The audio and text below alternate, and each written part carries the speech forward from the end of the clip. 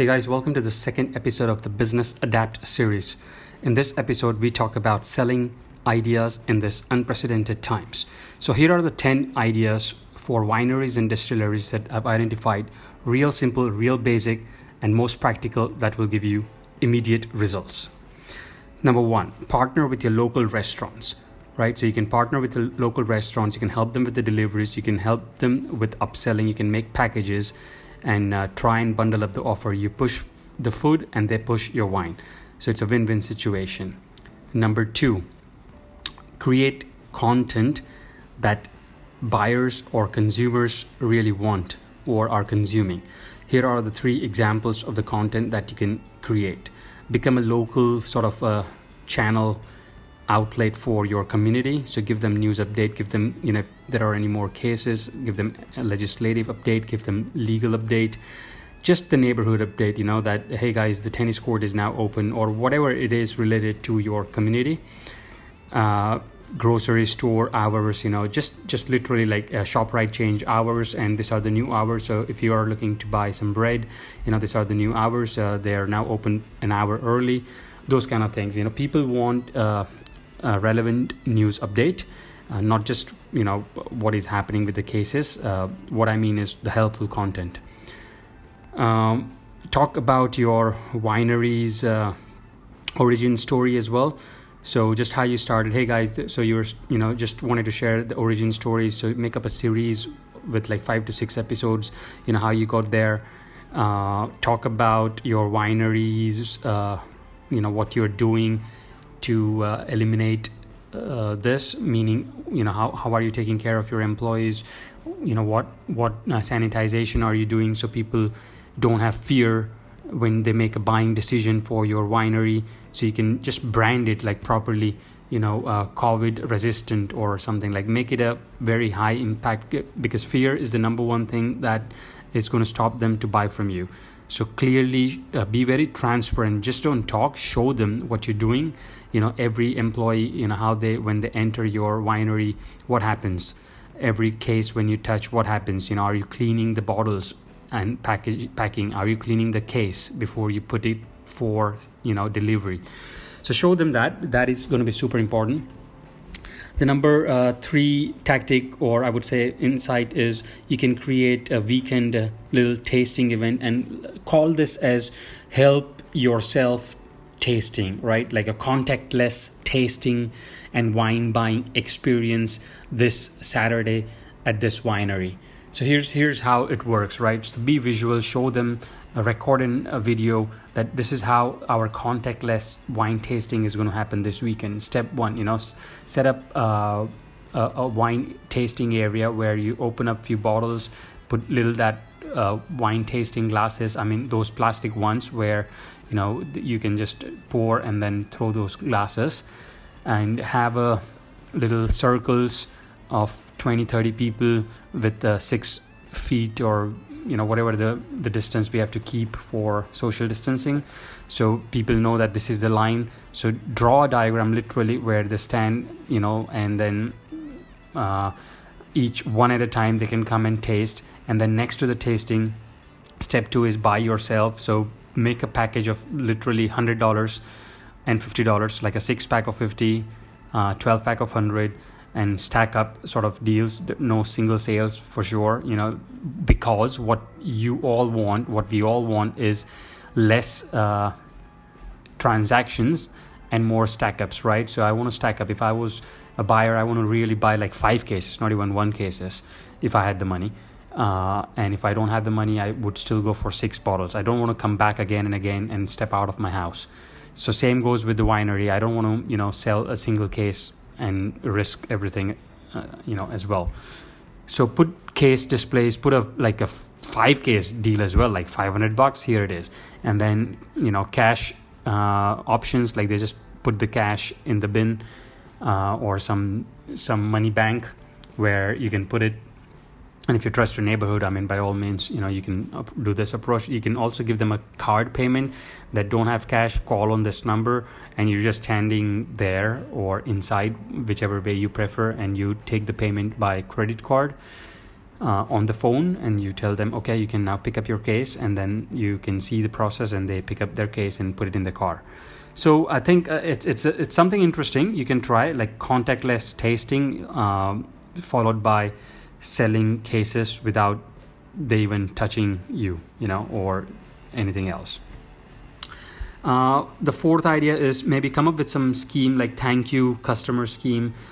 Push that so hard, meaning, if you support me in the month of April, you're going to be my customer for life. I mean, you have to come up with some sort of benefit where, you get tasting one tasting pour for life if you are, buying from me in April or May, or maybe for entire 2021. So whatever it is, or you get a free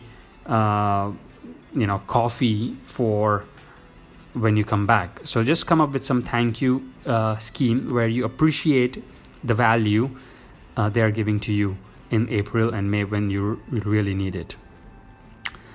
Fifth idea is a curbside pickup where you not only just are there, but you're making it literally like a floor stack, how you would in a retail store, and have a couple of different displays, like make your parking lot a grocery store, like some cheeses and little mini grocery shop where you have a card, they go and they buy, and then they call or pay by cash, right? Make all if I was you, I would just make like $10, $20, $50, so I don't have to worry about change money, like whatever notes we have, so just make items accordingly, make packages accordingly. Like if you have a $14 wine, just throw in a $6 cheese and make it a $20. People prefer to pay $20 but don't want to touch your change, so try those kind of things. Number 6 is list your product everywhere in the internet, right? So sit for like 5 days nonstop and make sure your winery is visible on internet. There are a lot of places, a lot of platforms, figure out, like Google what delivery platforms are there, what delivery apps are there, partner with them, just list. Most of them are consignment basis as well, so there is no risk there. For example, Beverage Trade Network, we're just launching a platform called getdrinksdelivered.com, right? So this is where if you are delivering yourself in the neighborhood, this is where you create a listing, and you will get inbound calls of orders from your local neighborhood people, because they just have a platform now where they can go and see all the wineries or all the bottle shops that are delivering in their zip code. So again, list into the platforms like that. Ours is getdrinksdelivered.com. You can check that out. But there are many platforms in the neighborhood that you are delivering. So just try and figure that out. Invest those 5 days or work the night and just get your message out. Number 7 is, this is what I like, personal street sort of old style, is partner with your grocery stores. Most of the grocery stores allow you to put a little paper on their notice boards, so to support, how that laundromat or selling furniture ads are there. So just put your selling wine by case ad, like buy one case for $100, call me, I'll come and deliver, include delivery, and then throw in your phone numbers in that, right? How people can tear it and take the phone number. So that old style, put your signage, amazing signage, big and bold, clean signage. There is a science behind like the wanted sign. So like basically wine wanted, you can just make a sign and a big case and a simple message. $100, you get 12 bottles, delivery included, call me, right? April special, whatever you want to call it.